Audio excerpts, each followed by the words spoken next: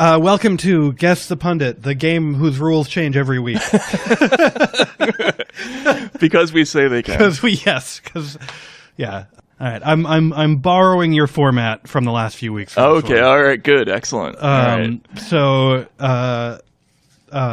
this week I'm going to read you some quotations, and you need to tell me if they are from the book On Directing Film by David Mamet, the beloved American screenwriter, or if they're from the book On the Art of Cinema by Kim Jong-il. Oh, man. So it's either Mamet or Kim Jong-il. So I'm at a handicap here because I've never read either of these authors. But okay, go ahead. Well, I've seen the movies of David Mamet. Right, so that should give me... should give you some insight into his directorial... All right. State and Maine. Great movie. Yeah. All right. Number 1. A director who has strong opinions of his own, has a lively imagination, and works boldly will be successful. But a director who is overcautious will never produce anything worth mentioning. Kim Jong-un? Kim Jong-il. Kim Jong-il. Kim Jong-il. Yeah, that's correct. Yes, Kim Jong-il. Okay, good. All right. If you follow the rules ploddingly, they will allow your unconscious to be free. That's true creativity. Only the mind that has been taken off itself and put on a task is allowed true creativity. Ooh. That has a bit of a scary totalitarian overtone to it, but I'm going to say it's David Mamet. Yes, correct. All right. Okay, third one. The audience can endorse the triviality of modern art, but they can't like it. Wow. David Mamet. Yes. Okay. Creative imagination must always be based on real life. The director cannot depict life truthfully if he produces something absurd, which is divorced from life, or if he is engrossed in inventing spectacular scenes which are of no importance. Wow. If that's Kim Jong-il, he really cared about movies. Is it Kim Jong-il? Kim Jong-il, yeah. Is it? Okay. Yeah. He wrote a book about movies. Yeah, I guess so. What the hell? All right. That's so weird. The film business is caught in a spiral of degeneracy because it's run by people who have no compass. Contemporary American films are almost universally sloppy, trivial, and obscene. David Mamet. Yes.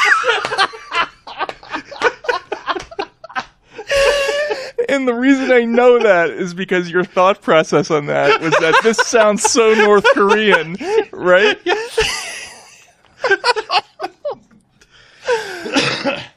Oh, man. That's excellent. The director must not force the audience to cry because the hero cries, nor should he be so insolent as to expect them to watch the performance to the end, although it is tedious.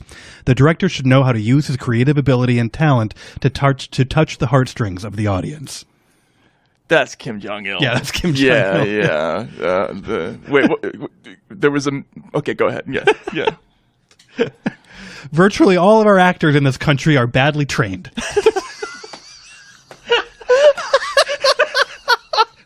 David Mamet. David Mamet.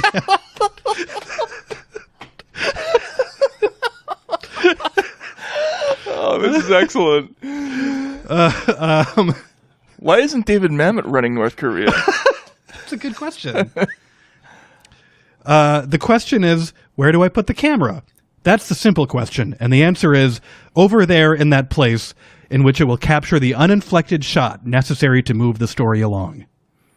Kim Jong-il. No, that one's Mamet. Really? Oh, yeah. Okay. Damn. All right. The only thing the dramatic form is good for is telling a story. The only thing? Mm. Well, okay, I'm confused. Kim Jong-il. No, Mamet. That was really? Mamet, yeah. Wow. The only thing the dramatic form for is okay. Last one. The basic duty of the creative group is to make revolutionary films of high ideological and artistic value, which make an effective contribution to arming people fully with the party's monolithic ideology, and which imbue the whole of society with the great Juche idea.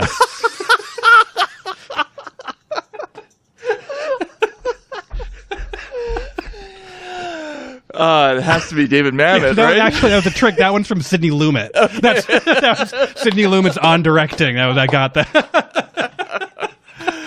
I'm going to assume that really was Kim Jong-il. Yeah, that one's Kim Jong-il. Okay, yeah. all right. Yeah, he wrote. Yeah, it was a huge book on the art of cinema that he wrote in the 70s. Jesus. Yeah, I mean, was obsessed with film. Right? Didn't he like kidnap people or something like that? Yeah, he would kidnap South Korean actors and actresses and make them be in films. But yeah, he cared a lot about movies. Jeez. Well, I guess that's what I would do if I were a dictator of a small nuclear-armed nation. But he actually, in his outside of arguing that film should only reinforce the Juche ideal, he actually had, I thought, some decent insights into how film should work. It's a collaborative effort, and I thought Mamet's ideas were a lot more limited. Okay, so we have an eerie parallel here. Okay. To this is going to make for a good segue. Well, before we get to that, what were some of the ideas that you liked about Kim Jong-il?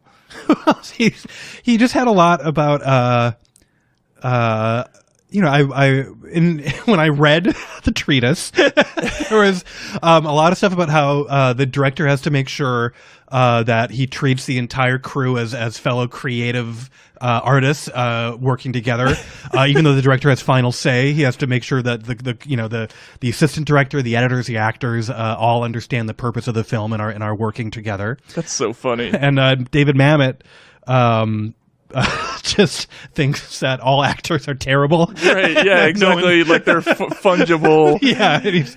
What's so funny about that whole thing is that, if you listen to anybody like Coppola or even David Mamet talk, like, directors are the real dictators in American society, right? Like they're just absolutely horrible monsters. That's great.